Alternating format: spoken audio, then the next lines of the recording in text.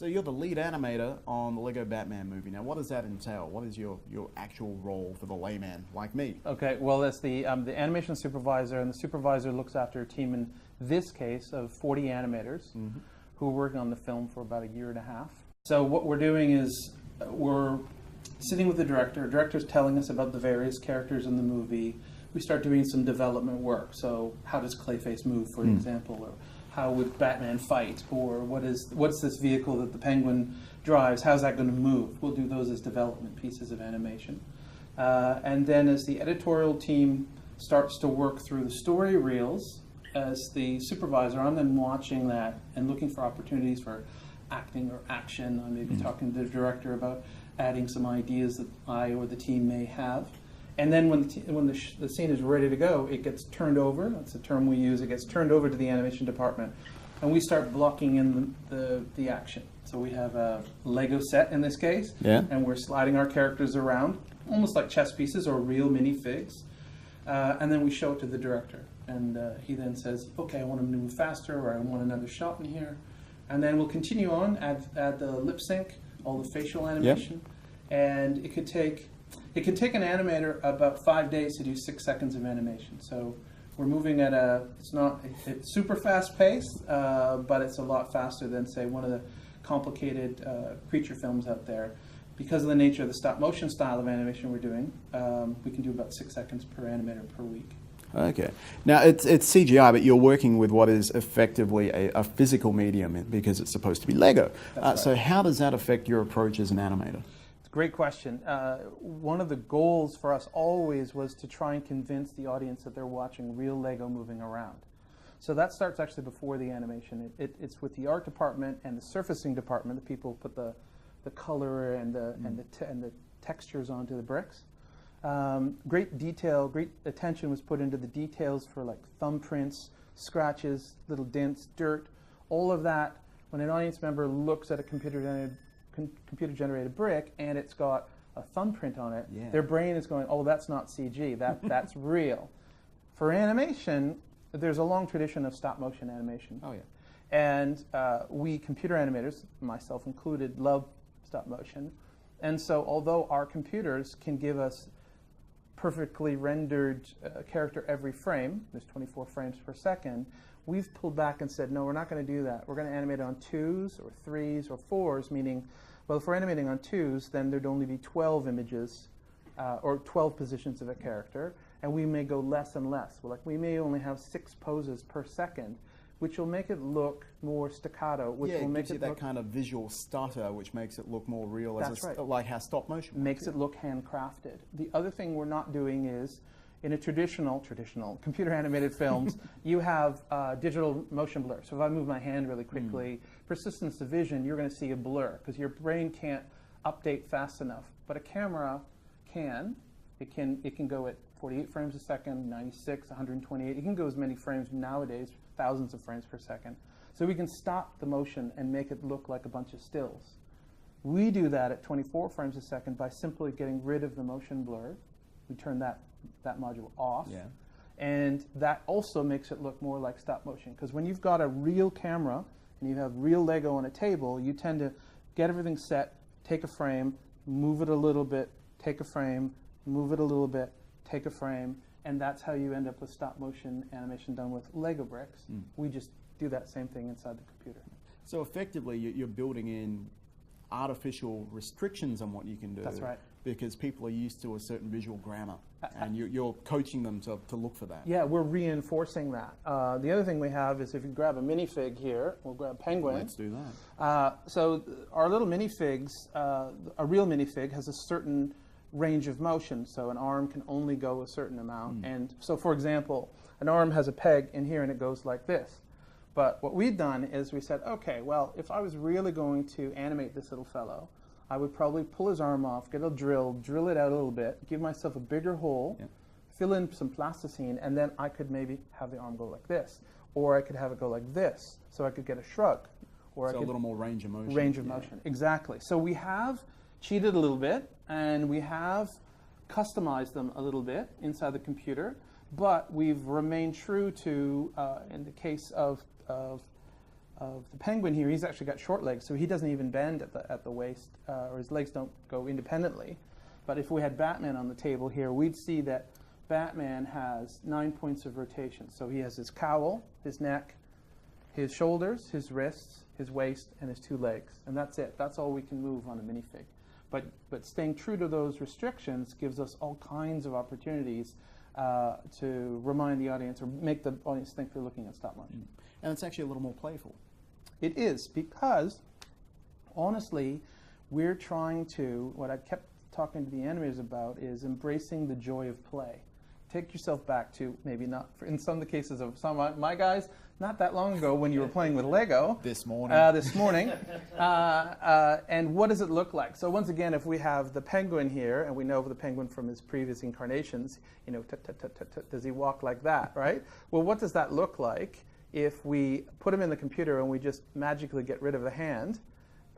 We would see him just tottering along like that. So we would create a bunch of walk cycles, as we did with the penguin, having him running on his toes or his heels or tick-tock along, embracing what it is to be a human being, playing with toys, and projecting your humanity into, or personality into, a little inanimate object that you want to believe is alive and thinking and breathing. Fantastic. Now, what's your working relationship like with the design team, and how does how they make these things look affect your job? Look, I'm a huge fan of their work. They have an amazing team here. There's production designer Grant Freckleton, and then Vivian Toe, the art director. I was in a lot of their reviews, and I hung back when they were presenting to the director so I could hear about their creative process. They had done all kinds of research into these characters. Many have been around for 75 years. You know, all of Batman's oldest rogue villains, you know, have a long history. And so the art team had put a lot of research into where have these characters been before, how do we make them look convincing as a minifig if they hadn't already been realized as a minifig. So one that had already been created as a minifig that was unchanged would be Man-Bat. There was a Lego minifig. Yeah. So Man-Bat, the team didn't do anything different there. But Harley Quinn, for example, a fairly new, in the scope of Batman, a fairly new character originally designed, I believe, by Bruce Timm. Yeah, for the animated series. Exactly. So, and she's been around, and now most recently the audiences may have seen her in Suicide Squad. Margot Robbie playing her as a real person. So then the art team then says, okay, well, what are the clues? Obviously, there's the Harlequin look. There's the colors of the red and the white and the black. So how do we take those inspirations and then roll them into a minifig? And I remember being there for many reviews. There were probably, I don't know for sure, but there were probably close to hundreds of drawings of Harley that were presented in different forms because she had to wear different costumes in the film. So as an animation person, I'm sitting back, you know, oh, we've got an opportunity there, or, you know, in some costumes she's got a big hammer, in other costumes she's playing a nurse in Arkham Asylum. So then I'm thinking about, you know, how could we have her move, and then of course they cast the voice, and you hear the voice, and then you want to get the voice to be believable coming out of that face. And what about some of the more complicated designs, like the vehicles and, you know, old Clayface here? Yeah. Clayface was very, very challenging. Initially, he had a much bigger role in the film, and there was a huge scene that took place in the energy facility where he attacked the room. There's only a little bit of that left in the film. He's very challenging because he metamorphosizes out of, you know, liquid mud and then forms into himself. And then he becomes an articulated character, as we see on the table here. He has a hammer that can grow out of his hand. So he comes with a hand, he can shoot mud balls, and he can also turn his hand into a hammer, which he's then trying to hit people with. But because he was non-standard and he wasn't like the minifigs, he needed a very custom rig. And my team, the animation team, had to work very, very closely with the effects team because they were creating what I'll call the melting brick effect that was happening. The sort of cascading kind of thing that's going on. So you'll see a little brown brick sliding down him. That was done. If it was in a close-up, my team did it, and if it was a bigger shot, more complicated shot, then that was done by the effects team. Okay. Yeah. And they did all the destruction too. So he just destroys the room he's in. So every time he hits something, the effects team does this amazing simulation of all the bricks flying in the air or smashing a hole through something. Fantastic. Thank you very much. Okay, you're welcome. Thanks. So, you are the editor of the Lego Batman movie. Now, how does editing animation work? Because I think we all have a fair idea of how editing live-action film works, but animation is a bit of an unknown quantity for your average punter. So take us through that. Yeah. So a lot of people think that editing an animation is just like putting the shots together because it takes so much work to make a shot in an animated movie. But nothing could be further from the truth. It's really creative from the start. You've got nothing to begin with. You've got a script. So what we would tend to do would be we'd read the script into a microphone in a room, cut it together with some storyboards that the guys had made, and try and make a reel called an animatic, and see if that plays, see if it makes us laugh, feel emotion, that kind of thing. So you're really creating the film from the ground up as opposed to working with pre-existing material like you would on a live-action film. So, you know, it's really creative, scarily so, but it's actually the best part of it. Okay, so you're working basically in conjunction with the director, with the animation team, with all that crew, and really shaping the film from its initial construction right through to its final form. Yes, exactly. Yeah, you like I say, you get a script. Because it's so freeform in the early days, you've got a lot of license, especially with a director like Chris McKay, who allows that kind of creativity, that freeform nature. He sees the script, I think, as a launch pad for the story, a way to get into the story. So we would often read the voices, like I say, into a mic, do bad Batman impersonations. I was a Joker often, he was Batman, I was Alfred, he was every other character. Cut that together and then take real license with the script and try and make it funnier, try and punch it up. Because in those early days, like there's something at stake, but it's a small team, a small storyboard team, small editing team, writing team, so you can really have a lot of fun with the story, and it changed so much over the course of the movie, Give us an example. How did it change? How did some of your input affect the final shape of the film? I'd say the entire relationship between Batman and Joker took a while to figure out. You know, at the start, there was a real, I guess, there would be a tendency to make a parodic Batman movie at the start, based off the Batman from the Lego movie, where he's just like a one-note character. He's gruff, he's misogynistic, he hates people. But we wanted to make a film where we got under the hood of Batman, like what made him tick emotionally. Basically, how could we make Batman happy? How could we make him smile? How could we make him open up to people?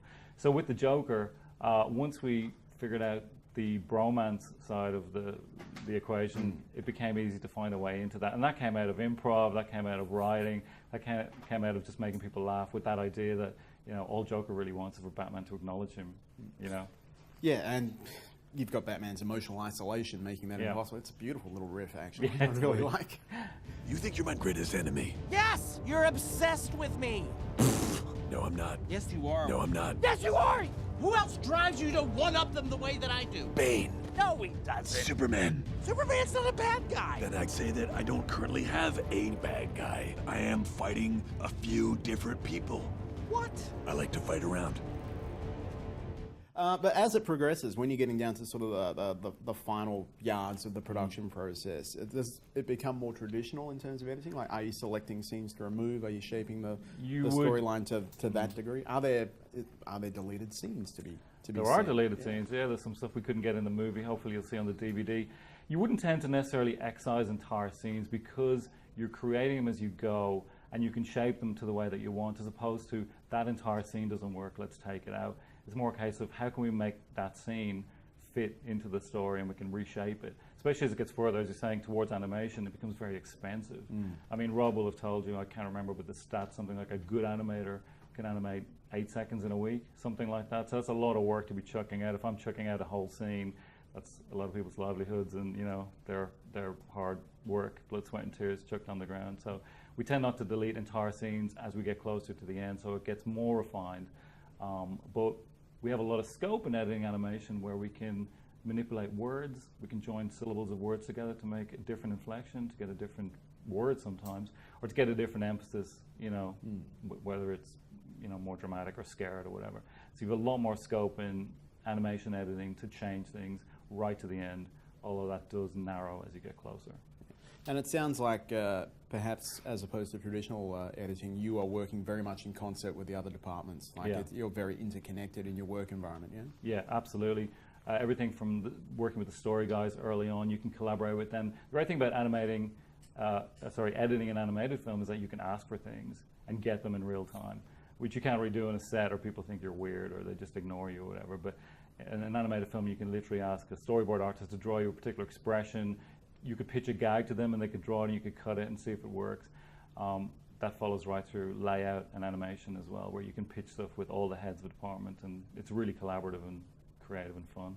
So how do you work? How did Animal Logic come into play here? What's your working relationship like with them in the course of the production? I joined Animal Logic 14 years ago. I was the visual effects editor on A Happy Feet. So I was there right at the start for Australia's first animated feature film. So I guess from that I ended up doing Zack Snyder's Legend of the Guardians, then did the Lego Star Wars TV show with Dave Scott, who's still here, and then got lucky enough to do Lego and then on to this one. So I've been here for a while. Yeah. Okay, what would you say sets Animal Logic apart from other animation houses? Because it's definitely risen in the ranks in terms of where it sits globally. Yeah, I really think that Animal's dedication to quality is what sets it apart. I mean, just the visual look and the amount of work that goes into the detailing. When you see the movies, you see things like dust motes floating across, and you know the indentations on pieces of Lego with thumbprints, and it just looks played with. It's that level of craft, I think, that sets it apart. Plus, I think we bring a real storytelling, discipline to filmmaking, which is obviously where it's at. You have a really beautiful looking show. The story's boring or it's not funny, people are not going to watch it. So all those things come together, and we tend to attract some of the best people in the world. They come to Sydney to work at Animal Logic, so we get these, I guess, traveling crews of craftspeople following the work around the world, and we're lucky to get a lot of them here. And of course, these days you can compete on a global level from Australia, which previously simply wasn't possible. That's right. Technology allows you to do that. This film is made between Sydney, LA, and Denmark, and video conferencing makes that easy. Very fast broadband makes that easy to share edits between the editorial department in Sydney and the one in LA, and it's just instantaneous. You effectively have a 24-hour cutting room. Okay, cool. Yeah. Well, I think that's all I've got you today. Great. So thank you very much. My pleasure.